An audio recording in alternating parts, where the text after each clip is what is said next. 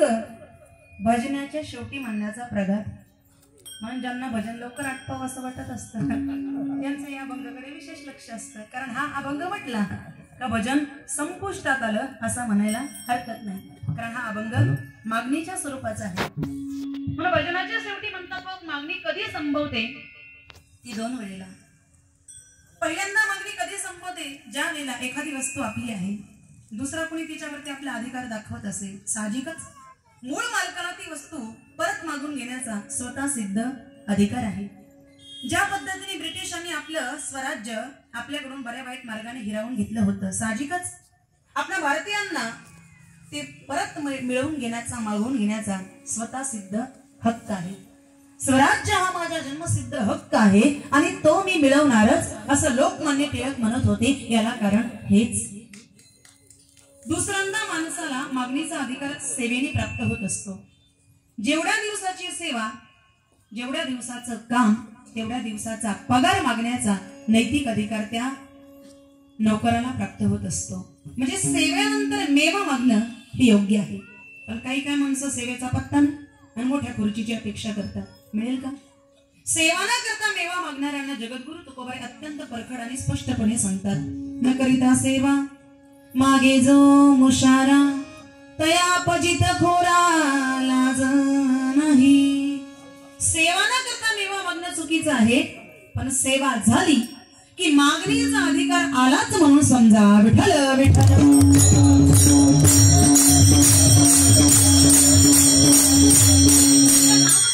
माध्यमातून, कथा कीर्तनाच्या माध्यमातून, हरिपाठाच्या माध्यमातून, गाथा भजनाच्या माध्यमातून भगवान परमात्म्याची आपण सेवा केली. आता त्याची सेवा केली म्हटल्याच्या नंतर आपल्याला सुद्धा त्याच्याकडे मागणीचा अधिकार प्राप्त झाला. पण सेवेकरता घेतलेला अभंग मागणीच्या स्वरूपाचा आहे. पण असं म्हटलं जातं महाराज, समाजामध्ये मागणारा मनुष्य हलका समजला जातो. समाजामध्ये मागणारा मनुष्य हलका समजला जातो कारण जगद्गुरु तुकोबाई सांगतात,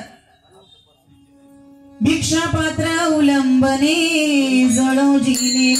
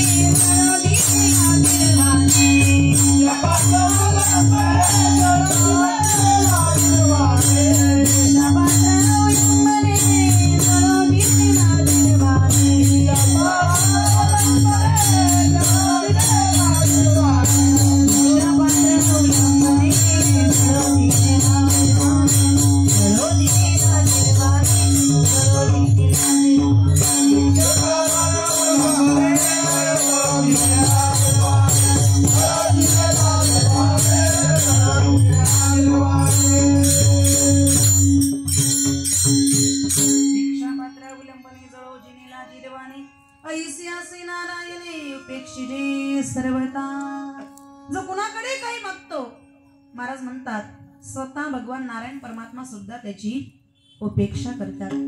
मग समाजामध्ये मागणारा मनुष्य हलका समजला जातो, पण जो सेवा करतो त्याच्याकडे मागणीचा अधिकार येतो.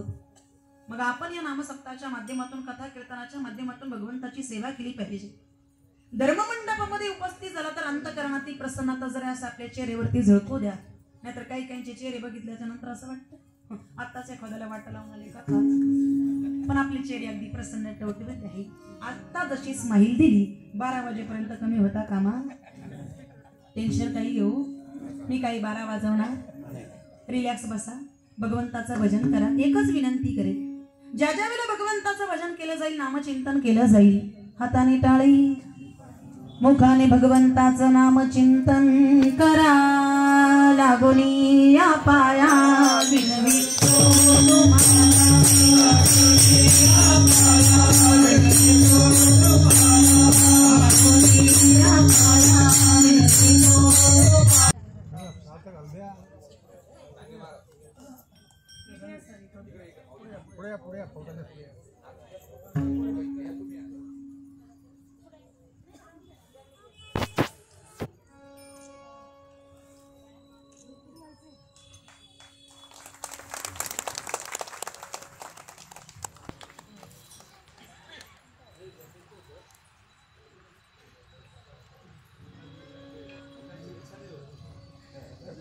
वा वा, धन्यवाद धन्यवाद.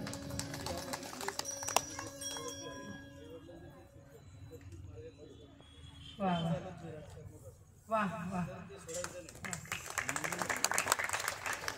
आई वडिलांची संस्कार परंपरा मार्गाने संप्रदायाची असल्यामुळे त्यांची इच्छा आहे, पण असं असतं महाराज जय अंगी मोठी परतया, भरपूर पुढचे प्रोग्राम असतील त्याच्यामुळे त्यांना जावं लागते. दादांचे पुन्हा एकदा आपल्या सर्वांच्या वतीने आभार. एकदा जोरदार टाळ्यांच्या गजरामध्ये त्यांचं आपण अभिनंदन करूया.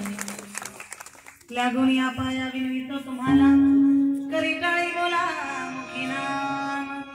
जगद्गुरु तुकोबाराय संत तुमच्या पायाला लागतो, हाताने टाळी वाजवा, मुखाने भगवंताचं नाम चिंत. रहीमन हो नर मर चुके, रहीमन हो नर मर चुके, जो कहीं मागने जाए उनसे पहले ओ मरे जिन मुकनी कसत नाय.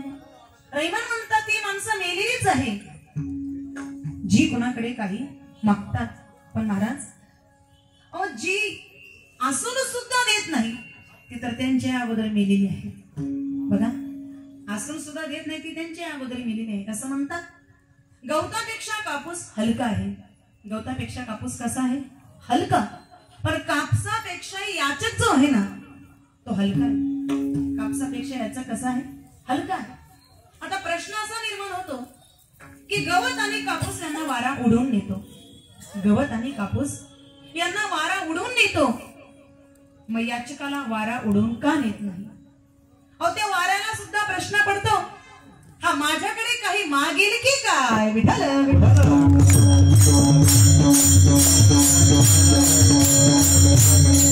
कोणाकडे काही मागत नाही तोच देवाला सुद्धा आवडतो. काही न मागे कोणासी तोची आवडे देवासी. जो कुणाकडे काही मागत नाही तोच देवाला सुद्धा आवडतो. आणि जगद्गुरु श्री संत तुकोबाराय तर सांगतात, अहो आमच्या तर वडिलांची परंपरा आहे, काही मागणे अमानुची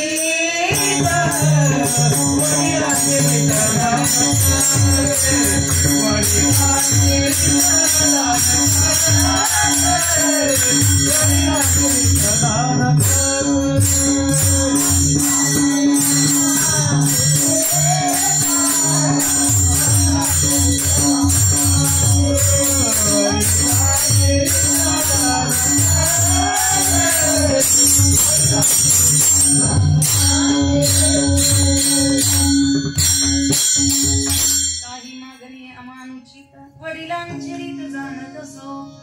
जगद्गुरु तुकोबाराय सांगतात त्यांच्या वडिलांची परंपरा आहे कोणाकडे काही मागायचं नाही.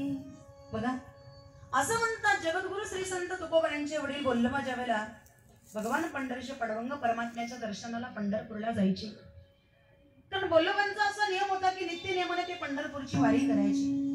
पण ज्या वेळेला ते पंढरपूरला पांडुरंगाच्या दर्शनाला जायचे, महाराज असं म्हणतात की बोल्लबा ज्या वेळेला पांडुरंगाच्या दर्शनाला जायचे त्यांची मान अशी झुकलेली असायची ऋणाच्या ओझ्याने. म्हणजे एवढी सेवा त्यांची पराकोटीला गेलेली होती की देवाची मान सुद्धा अशी झुकली जायची. आता नित्य नियमाने पंढरपूरची वारी करत असताना एक दिवस मात्र तुकोबारायांच्या मातोश्री कनकाई माता बोल्लबांना म्हणतात, मालक तुम्ही नित्य नियमाने पंढरपूरची वारी करतात, पण आता माझी इच्छा आहे, मलाही तुमच्या बरोबर वारीला यायचं आहे. बोल्लबांनी सांगितलं, येण्याबद्दल माझी अजिबात मनाई नाही, हरकत नाही, जरूर या. पण तिथे गेल्याच्या नंतर देवाकडे काही मागायचं नाही, मान्य असेल तर चला. कनकाई मातेने सांगितलं, म्हटले चालेल, मान्य आहे मला.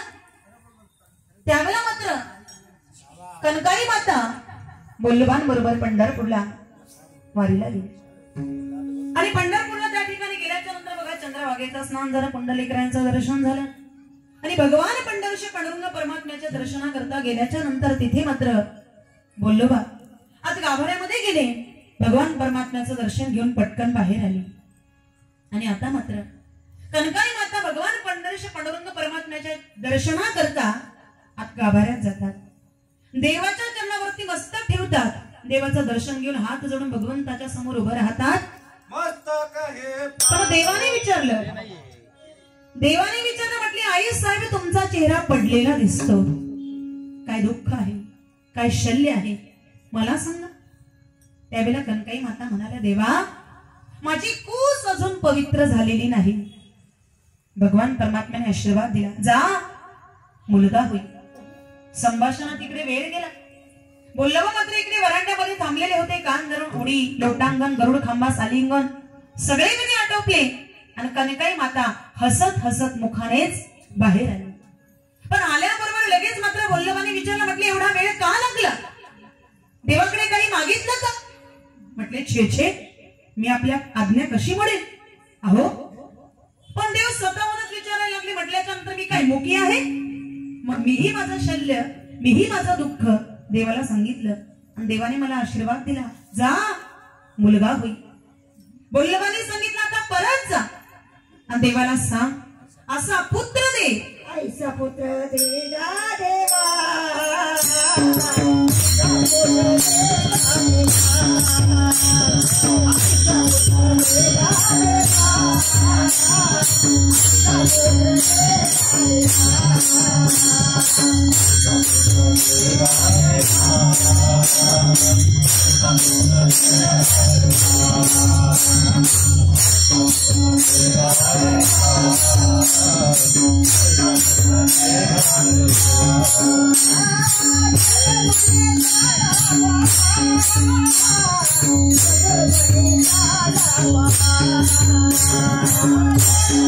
चटोळीतला गुंड नाही, वारकरी हरिभक्त वैष्णव 21 कुळांचा उद्धार करणारा त्याला आपल्या संतांनी गुंडा म्हटलेला आहे. तसा एकच पाहिजे. जननी जने सो भक्त जने या दाता या शूर नाही तो जननी बांध भली क्या खोवेगा नो. आईला जन्म द्यायचा असेल तर अशांना द्यावा. प्रल्हादासारखा भक्त, कर्णासारखा दाता आणि छत्रपती शिवाजी महाराजांसारखा शूर नाही पेक्षा ती माता बांध राहिली तरी चालेल का? कोंबडीला एकाच वेळेला 20-25 होतात. कबीरदास महाराज सांगतात, मुर्गी के पुत आगे पीछे था, कोई चिल्ली ले गई कोई बिल्ली ले गई हो गई बाटा बाट. कोंबडीला एकाच वेळेला 20-25 होतात. 10-12 मागे 10-12 पुढे चालले रस्त्याने कॉक कॉक करत. काय होतं त्यांचं? काहीला कुत्रेच मारतात, काहीला मंदरच मारते, काहीला बोक्याच मारतो आणि उरले सुरलेली ती साहेबडे सुबडे येतात सुटा बुटातली दिली त्यांना पार्टी सपाट. असा एकच पाहिजे महाराज. असा पुत्र पाहिजे जो 21 कुळांचा उद्धार करणारा वारकरी हरिभक्त वैष्णव म्हणून जगद्गुरु तुकोबरे त्यांच्या पोटात आले. वडील या शब्दाचा अर्थ संत पण होतो. हेथ वडील जे जे करीती. देणाऱ्याची पात्रता हवी महाराज. का? देव उदार आहे. देव उदार आहेत आणि भक्ताची प्रत्येक इच्छा तो पूर्ण करणार आहे. पण आता आपल्याला जर देवाकडे मागायचं तर ज्याच्याकडे मागायचं त्याच्यावरती आपलं ऋण हवं. आता संतांचं भक्तांचं देवावरती अनेक जन्माचं ऋण आहे ना, म्हणून त्यांना भगवान परमात्म्याकडे मागण्याचा अधिकार. त्या पद्धतीने जगद्गुरु श्री संत तुकोबर यांची निस्सीम सेवा भक्ती यामुळे देवावरती आम्हापासून ऋण झालं असं म्हणतात. तुकोबरे ज्यावेळेला पंढरपूरला पांडुरंग परमात्म्याच्या दर्शनाला जायची देवाची मान अशी झुकलेली असायची ऋणाच्या ओझ्याने. पण आता मात्र भगवान पंढरीश पांडुरंग परमात्म्याच्या दर्शनाला तुकोबरांनी पंढरपूरला गेल्याच्या नंतर भगवान परमात्म्याच्या चरणावरती मस्तक ठेवावं, हात जोडून देवाच्या समोर उभं राहावं आणि ती सावळी मूर्ती आपल्या डोळ्यांनी बघावी. ती सावळी मूर्ती आपल्या डोळ्यांनी बघता बघता तुकोबरांच्या नेत्रांमधून अश्रुधारा व्हाव्या. का? त्यांना आस लागलेली असायची भगवान परमात्म्याच्या भेटीची. भेटी लागे जीवा, भेटी लागे जीवा.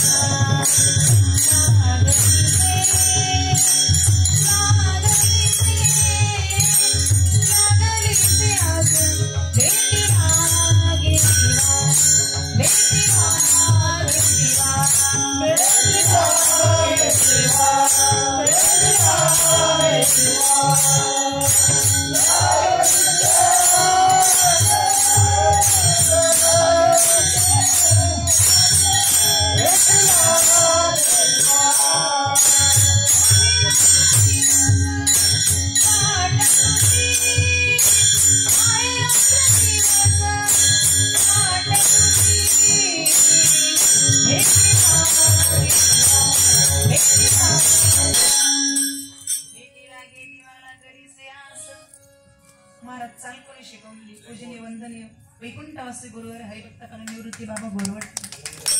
भीती लागे जीवाला गणिसे आस पाहे रात्रंदिवस वाट तुझी देवाच्या समोर हात जोडून उभं राहावं ती सावळी मूर्ती आपल्या डोळ्यांनी बघावी बघता बघता तुकोबऱ्यांच्या नेत्रांमधून अश्रुधारा वाहाव्या आणि अशी अवस्था तुकोबऱ्यांची झाल्याच्या नंतर भगवान परमात्म्याने तुकोबऱ्यांच्या जवळ यावं आणि महाराजांना आपल्या जवळ घ्यावं आणि म्हणावं तुकोबा ओ तुमची सेवा आता पराकोटीला गेली तिचं आमच्यावरती महापाशा पद्धतीचं ऋण झालेलं आहे तुका म्हणे देवा ऋणी करुणी ठेवू सेवा देवाला ऋणामध्ये ठेवणारे संत आहेत नाही मग महाराज अहो तुम्ही माझ्याकडे काहीतरी मागा तुकोबऱ्यांनी मागण्याकरता नकार दिला देवाने सांगावं तुमच्या करता नाही माझ्याकडे काहीतरी माझ्याकरता काहीतरी मागा का मुद्दल तर आम्ही परत देऊ शकतच नाही पण व्याज तरी देऊन डोक्यावरचं ओझं खांद्यावर आणावं अशी आमची इच्छा आहे देवाने तुकोबऱ्यांना म्हणावं का हो मी तुम्हा भक्तांचा देव ना मग एखाद्या वेळेला नको का तुम्ही माझं ऐकायला स्पष्ट सांगायचं श्री पंढरीरायाने वजन आणलं तुकोबऱ्यांचा नाईलाज झाला का देवाचे शब्द फुकट जाऊ नये आणि आपल्या माय बापांचा अनादर होऊ नये म्हणून तुकोबऱ्यांना मागणं भाग पडलं तुकोबऱ्यांनी मात्र भगवान परमात्म्याला म्हणावं देवा तुम्हाला द्यायचंच आहे ना मनसी काही माग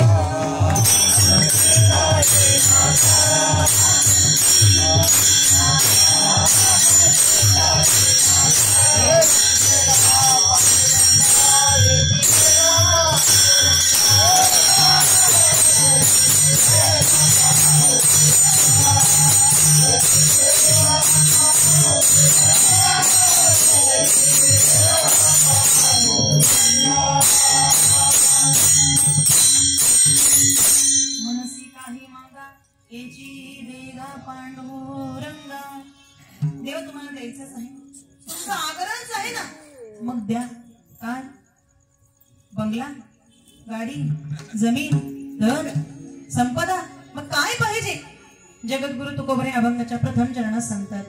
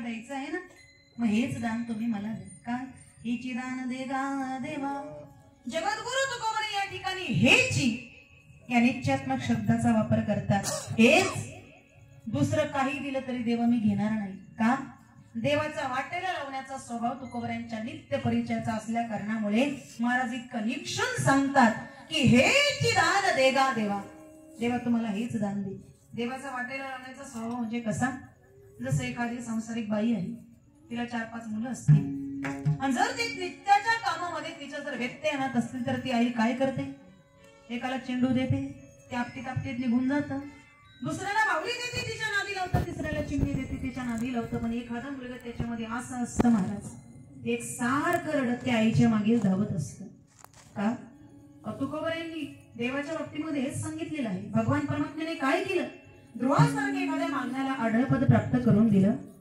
बिभीषण सुग्रीवा सारख्यांना राज्य देऊन बोलवलं पण या मुलांमध्ये एखादा मुलगा इतकं विलक्षण असतं महाराज म्हणतात ते बाहुलीला तर शिवत देखील नाही चिमणीला हात लावत नाही चेंडू दिला तरी घेत नाही एक सारखं रडत त्या आईच्या मागे मागे मागे मागे धावत असतं आई काय करते आपल्या हातातली सगळी कामं बाजूला ठेवते आणि त्या बाळाला म्हणते बाळा अरे तुला बाहुली नको चेंडू नको चिवचिव करणारी चिवताई नको तुला हवं तरी काय ते मूल त्या आईला म्हणतं आई तू फक्त मला कडेवर घे तुकोबरे म्हणतात तसंच आहे देवा, द्यायचंच आहे ना, मग हेच दान दे गा देवा. काय तुझा विसर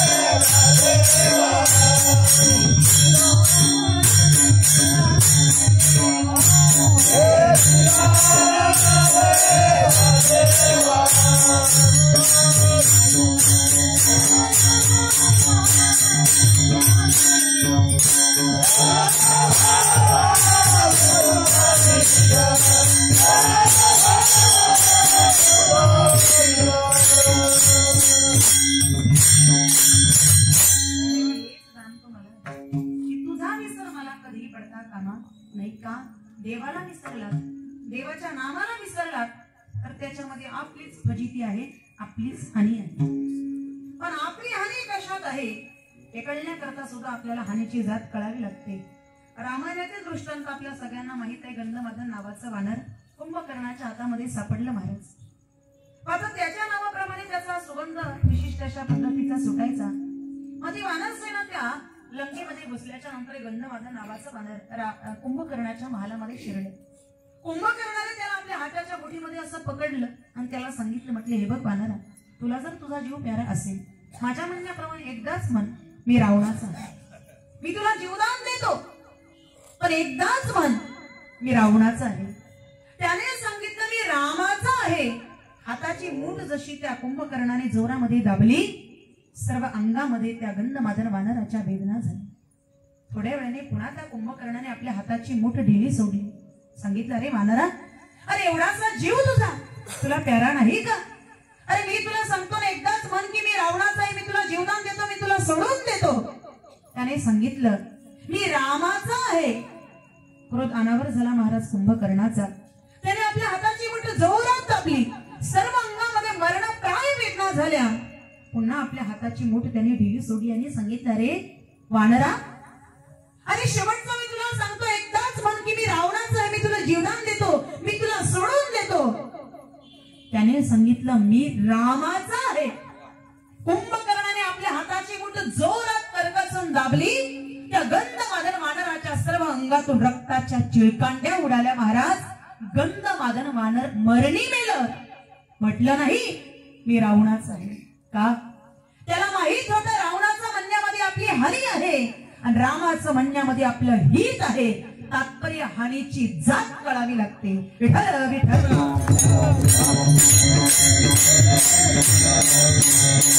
देवाला विसरला, देवाच्या नामाला विसरला तर आपली फजिती आहे. किती वेळा जन्मा यावे, किती भावे फजित. गाढवाचा, कुत्र्याचा, बैलाचा जन्म मिळणं चांगलं आहे का? अतिशय दुःख आहे, क्लेश आहे. पण हे जन्म कशा करता मिळतात कधी कळेल आपल्याला. जावे त्याच्या वंशात तेव्हा कळे, पानातील मासा झोप घेतो कैसा. जावे त्याच्या वंशात तेव्हा कळे, बिंच होणं चांगलं की सरडा साप जंत होणं उत्तम. कोण पत्करील असे राजे खुशीने जन्म, अतिशय दुःख आहे त्याच्यामध्ये.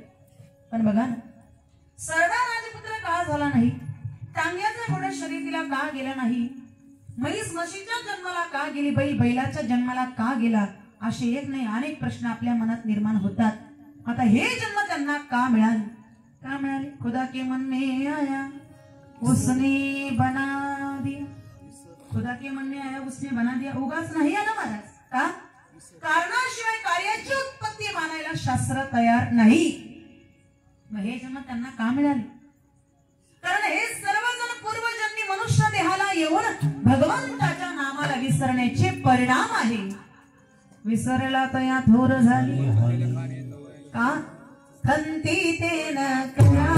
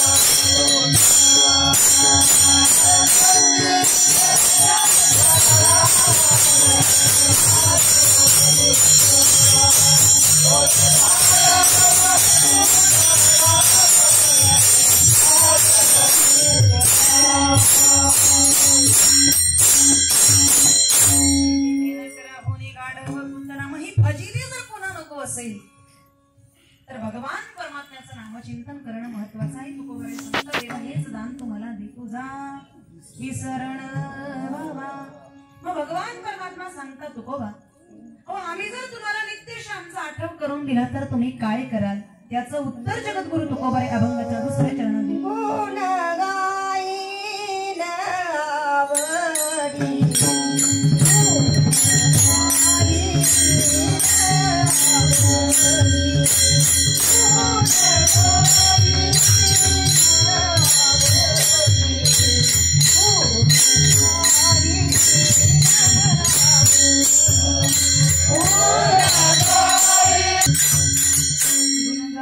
आवडी हेची माझी सर्व जोडी. तुकोबा देवाला सांगता देवा नित्य श्याम जर तुम्ही तुमचा आठव करून दिला तर आम्ही काय करू. गुण गाईन आवडी हेची माझी सर्व जोडी. आम्ही आवडीने देवा तुमचे गुण वादन करू कारण भगवान परमात्मा सर्वगुण संपन्न असा आहे. महाविष्णू माऊली ज्ञानोबरे वर्णन करतात एका यशश्री औदार्य ज्ञान वैराग्य ऐश्वर्य हे साही गुणवर्य वसती जेठ. यश श्री औदार्य ज्ञान वैराग्य ऐश्वर्य हे सहाही गुण भगवंताच्या खेरीज इतरत्र कुणाच्याही ठिकाणी पूर्णत्वाने वास्तव्य करत नाही. मग तो परमात्मा सर्व गुण संपन्न असा आहे ना. स्वगत सचिदानंद मिळवणी शुद्ध सत्वगुणे विनदी रे.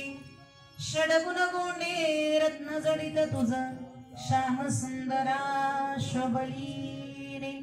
कान्होबा तुझी गोंगडी चांगली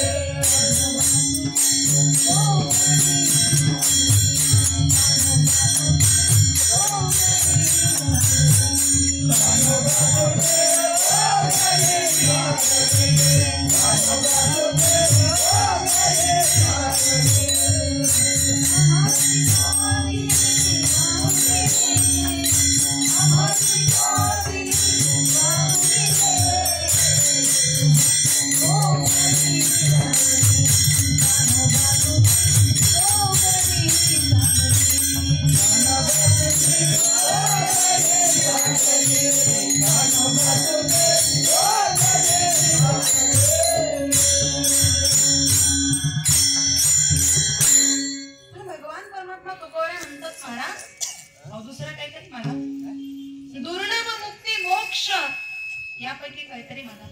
महाराज म्हणतात देवा खरं सांग मोक्षा मागरी कामरी दासी होय सांगवायसी तुका म्हणे. देवा मोक्ष मुक्ती जी आहे ना ती दासी म्हणून आमच्या घरी काम करते. कारण सतत नामस्मरण करणाऱ्याच्या जवळ चारही मुक्ती वास करतात असं अनेक ग्रंथांमध्ये वर्णन आलेलं आहे. तुका म्हणे नामा पाशी चारी मोक्ष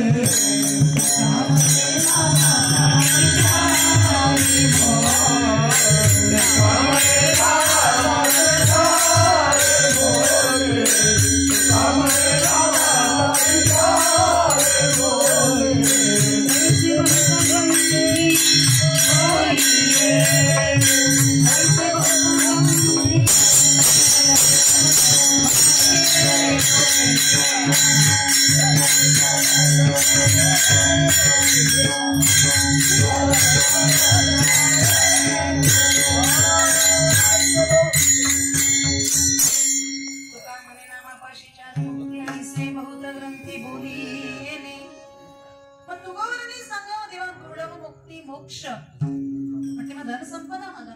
महाराज म्हणतात धन संपदा जर हवी असती ना तर राजे छत्रपती शिवाजी महाराजांनी पाठवलेला नजराणा परत केला नसता. तुमचे रवितर ते मज मृत्तिके समान.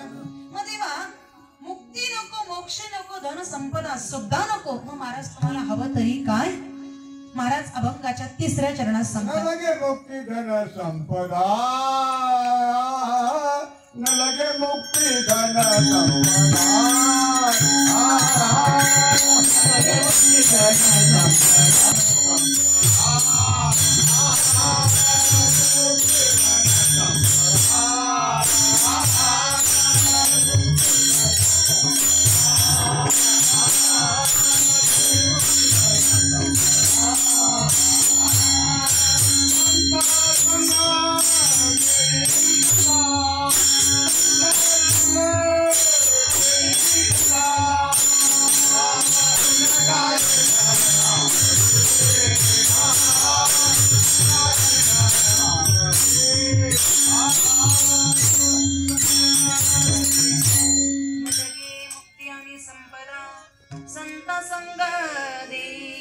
सदा तुकोरी म्हणता देवा दुर्लभ मुक्ती मोक्ष दान संपदा यापैकी काहीच नको मग संत संग दे सदा.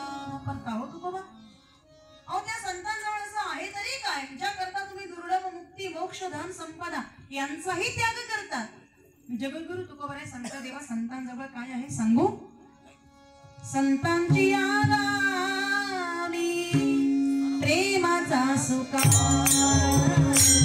संतांची यादानी प्रेमाचा सुकार, संतांची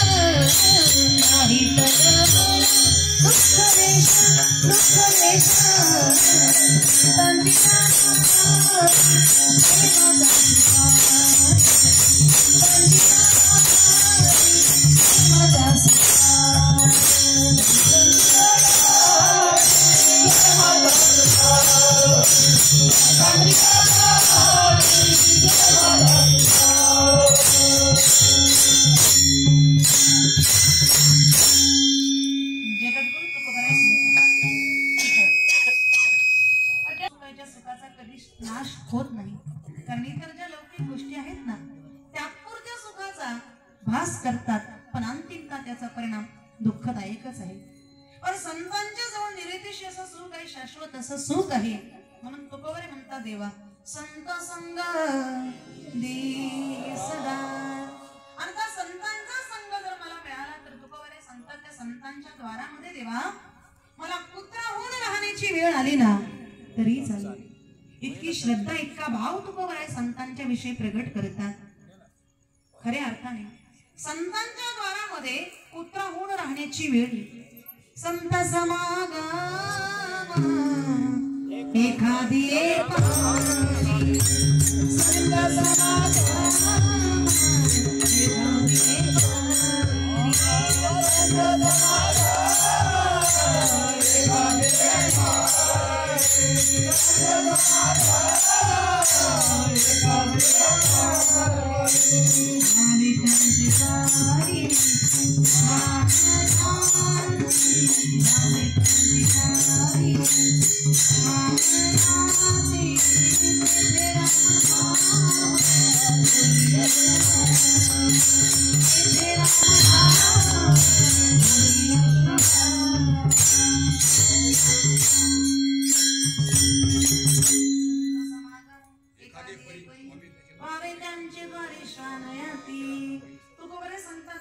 संतांच्या द्वारामध्ये पुत्र होऊन राहण्याची वेळ आली तरी चालेल.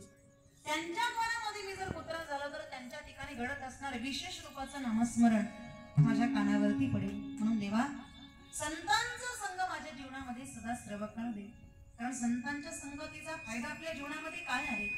महाराज वाऱ्या कोळ्याला किती वेळ सतसंग घडला, क्षणभरा करता सतसंग घडला नारदांचा, पण संपूर्ण जीवन बदलून गेलं महाराज. अब एवढा पापी ब्रह्महत्यापाशी पातकी अपार वाल्मिका किंकर वंद्य केला. पातकांच्या राशी होत्या महाराज, ब्रह्महत्या राशी पातकी अपार. त्याला सुद्धा वंदने केलं तर डोक्यामध्ये का क्षणभरा करता नारदांचा सतसंग त्यांच्या जीवनामध्ये प्राप्त झाला. पण परिणाम काय झाला. कोळीयाची कीर्ती वाढली ग.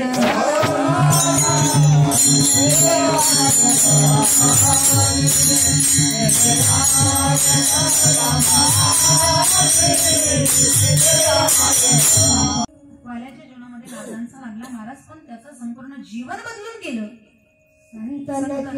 संग लागरे म्हणून मात्र त्या ठिकाणी संतांच्या संगतीची अपेक्षा करतात जगद्गुरु तुकोबाराय. आणि देवा मला जर माझ्या जीवनामध्ये संतांची संगती सदा सर्व काळ जर मिळाली तर तुकोबरे संता देवा त्या संत संगतीचं सुख जर मला प्राप्त झालं तर गर्भवासाचं दुःख सुद्धा भोगायला मी तयार आहे. तुकोबरे अभंगाच्या शेवटच्या चरणात कामन गर्भवासी